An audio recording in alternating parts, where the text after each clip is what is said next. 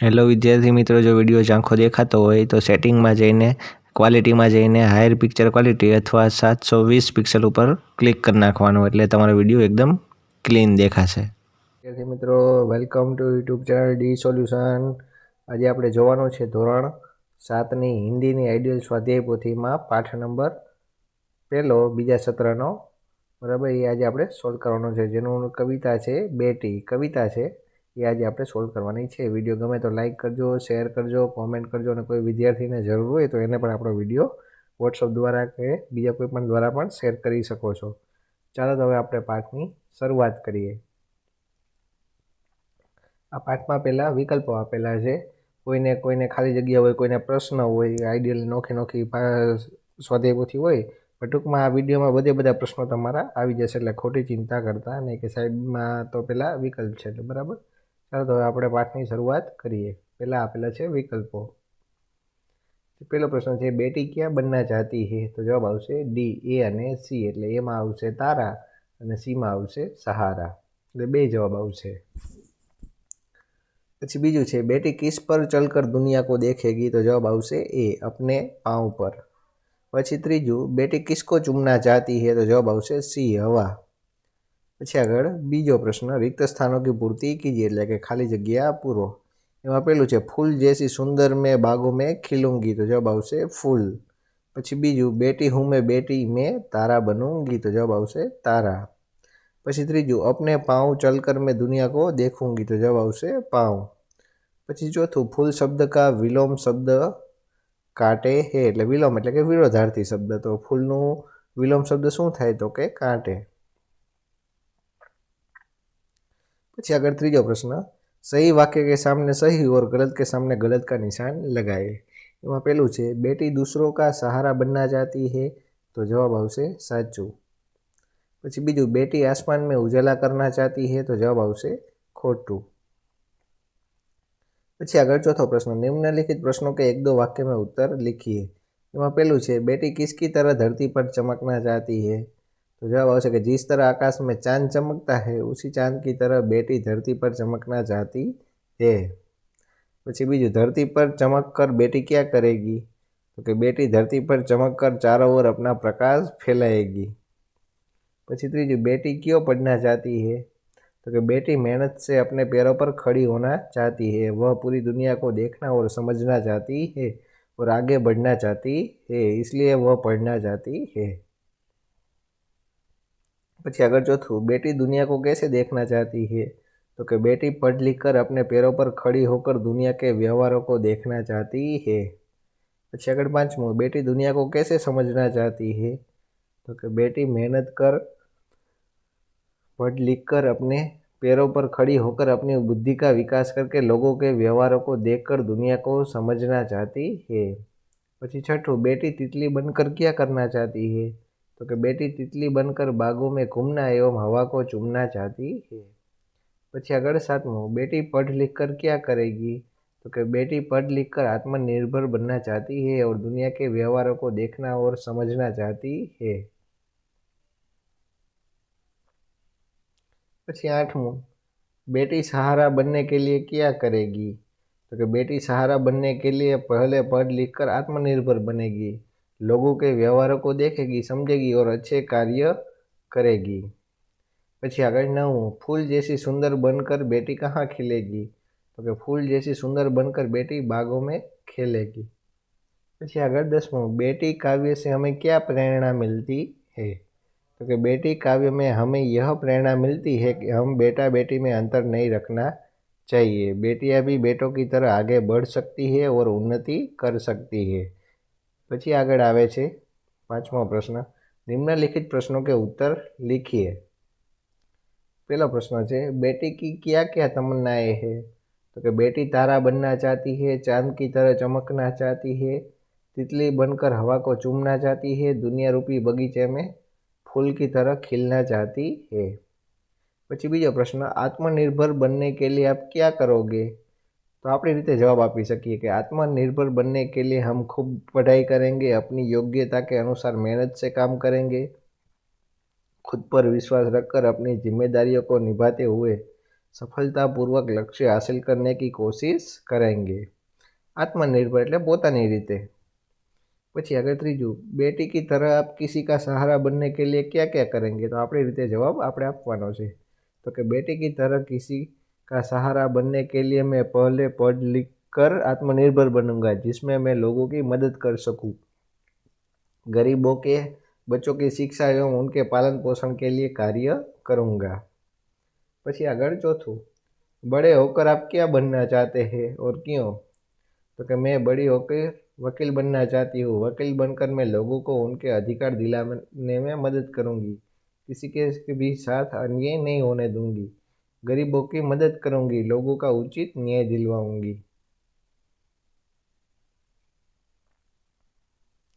पछी आगळ पांचमो प्रश्न, आप जीवन में क्या करना चाहते हैं? तो कि मैं बड़ा होकर देश की सेवा करना चाहता हूँ। देश में से भेदभाव की नीति एवं अन्य बुराई को दूर करना चाहता हूँ।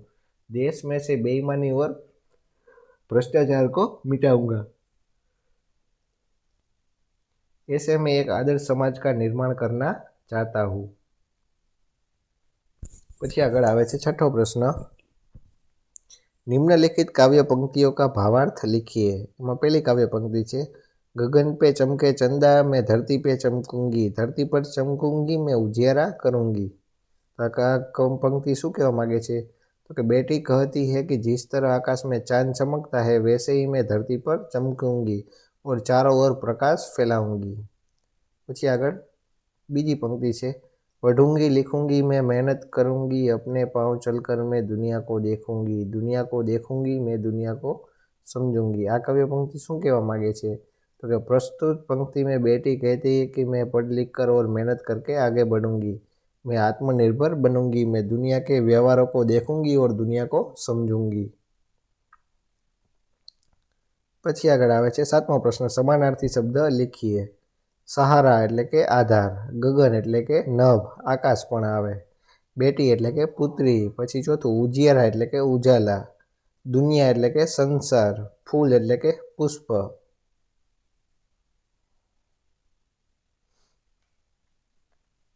पछी आठमो प्रश्न छे, उदाहरण के अनुसार विलोम शब्द लिखिए और वाक्य प्रयोग कीजिए।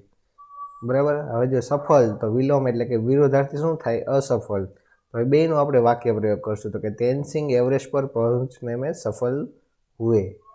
पछी एनुं असफलनुं आपणे वाक्य प्रयोग बनावशुं। तो कि कई बार मेहनत करने पर भी आदमी असफल होता है। चालो हवे तमने आप्युं छे आकाश, तो एनुं विरोधार्थी थई छे धरती।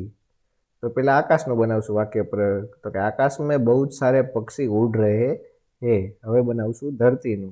तो कि धरती पर हम सब निवास करते हैं। पछी आगळ बीजो छे उजियारा, तो एनुं थई छे विरोधी अंधेरा। पहला उजियारानुं बनाव्युं, तो कि दीपक जलाने से उजियारा हो गया है। हवे अंधेरानुं, तो कि अंधेरा बच्चों को डराता है।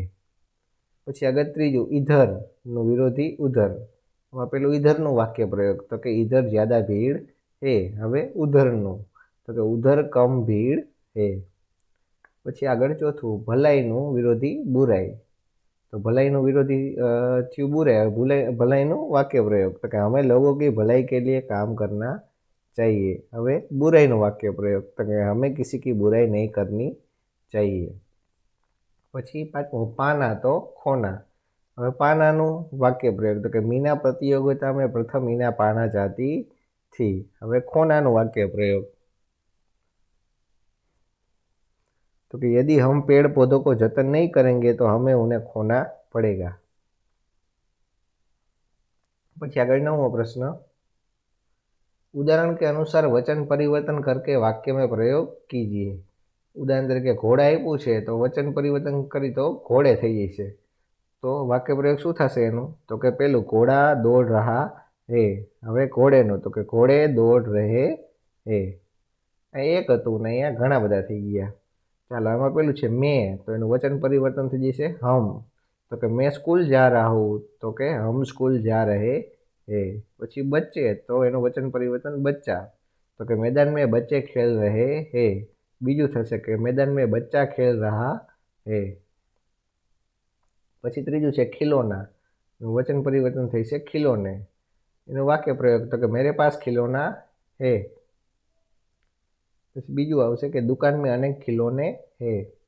પછી ચોથું છે ખેત, તો ખેતનું શું થઈ છે? ખેત જ છે રહેશે, તો કે ખેત हरा भरा और बड़ा है, તો કે ખેત हरे भरे और बड़े है। આટલો ફેર પડે વાક્ય પરિવર્તનમાં। પછી આગળ 10મો, मुहावरों का अर्थ लिखकर वाक्य प्रयोग कीजिए। ચાલો, તારા बनना, તો એનો અર્થ શું થાય? શ્રેષ્ઠ बनना, તો એનું વાક્ય પ્રયોગમાં શું થશે?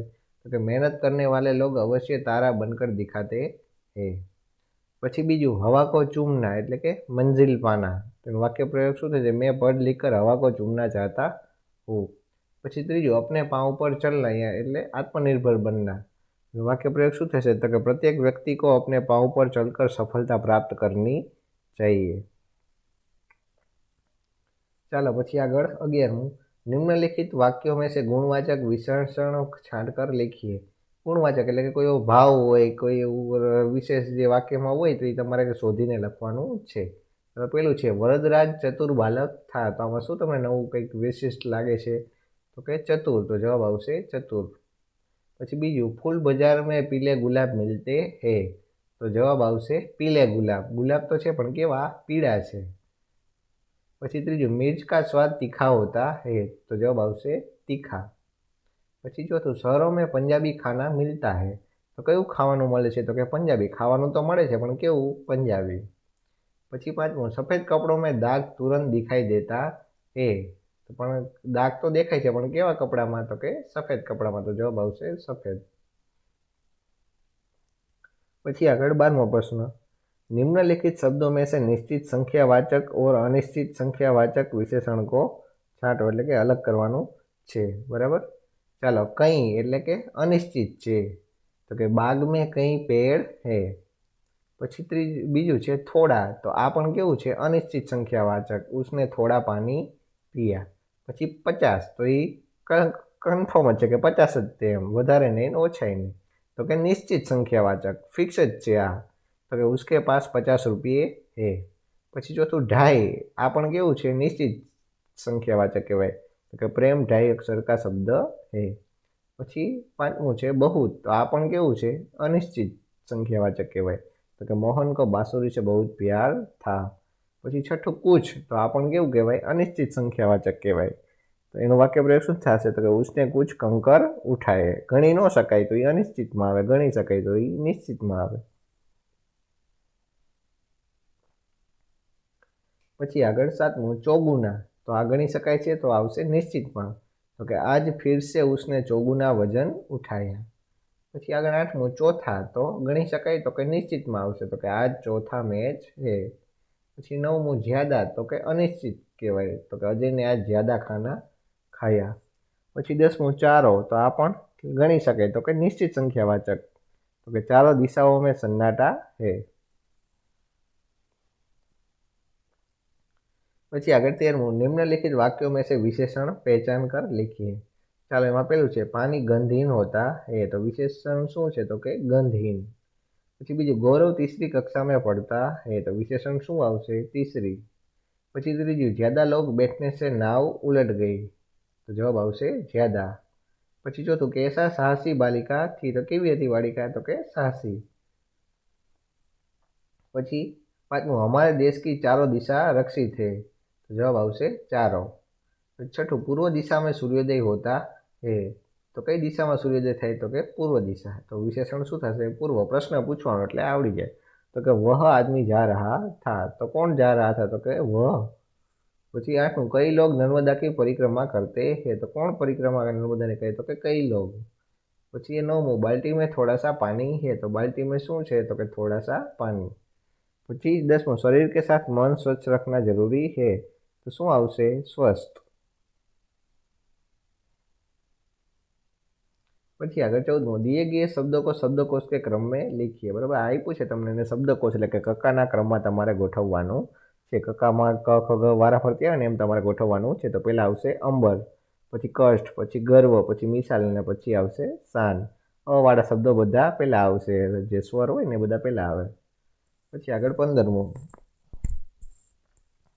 निम्नलिखित शब्दों को उदाहरण के अनुसार उचित क्रम में रखकर अर्थपूर्ण वाक्य बनाइए।